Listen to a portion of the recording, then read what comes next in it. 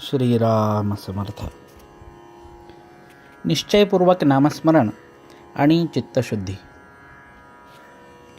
मला अजून अमुक करायचे आहे ही कल्पना सोडून द्यावी. आता मी परमेश्वराचा झालो, आता मला काही करायचे राहिले नाही अशी मनाची स्थिती झाली पाहिजे. हे परमेश्वरा, आता तुझ्याकरताच मी जगेन, तुझ्या नामस्मरणाशिवाय मला काही कर्तव्य उरले नाही असा निश्चय केला तर मनाला समाधान झालेच पाहिजे. नामस्मरण होत नाही कारण वयामुळे मन थकले हे म्हणणे बरोबर नाही. शरीर थकेल कारण लहानपणी वाढणे आणि वृद्धपणी थकत जाणे हा शरीराचा निसर्गक्रमच आहे. परंतु मन थकले हे मात्र संयुक्तिक नाही. मन हा परमेश्वराचा अंश आहे असे आपल्या दिव्य विभूती सांगताना भगवंतांनी सांगितले आहे. मनाची अत्यंत क्षीणतेची अवस्था म्हणजे मृत्यूसमयीची, परंतु त्या समयीही माझे स्मरण ठेवावे असे भगवंतांनी सांगितले असताना त्यापूर्वी केव्हाही मन थकले आणि स्मरण करू शकत नाही असे होणे शक्य नाही. पूर्वी 6-6 तास बसून जप केलेला असेल तितका आता होत नसेल, तितके बसवणार नाही. मध्ये मध्ये झोप लागत असेल हे मान्य आहे, पण स्मरण राहू शकत नाही असे नाही होणार. मन थकले ही खरी अडचण नसून मनाचा इतर व्याप फार आहे हे खरे कारण आहे. तेव्हा सर्व व्यापातून आणि काळजीतून लक्ष काढून ते भगवंताकडे लावणे जरूर आहे.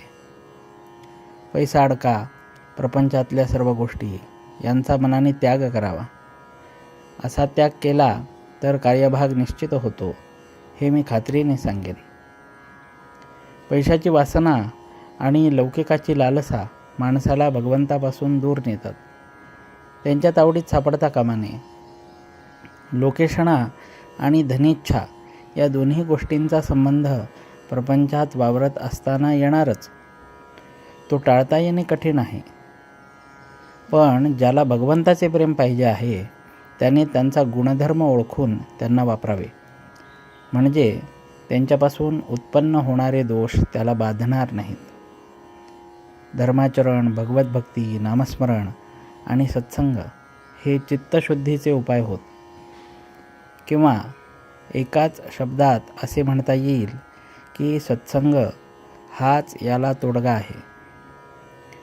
चित्तशुद्धीचे लक्षण हे की आपल्यासारखेच सर्व जग सुखी असावे ही भावना असणे. ही भावना वाढण्यासाठी सर्व जग सुखी असावे अशी प्रार्थना करण्याचा नेहमी परिपाठ ठेवावा, म्हणजे हळूहळू भगवत कृपेने साधेल. अभिमान हा मात्र चित्तशुद्धीत बिघाड करणारा आहे आणि तो केव्हा डोकेवर काढील आणि घात करील याचा पत्ता लागणार नाही. पण भगवंताच्या स्मरणामध्ये अभिमानाचे मरण आहे.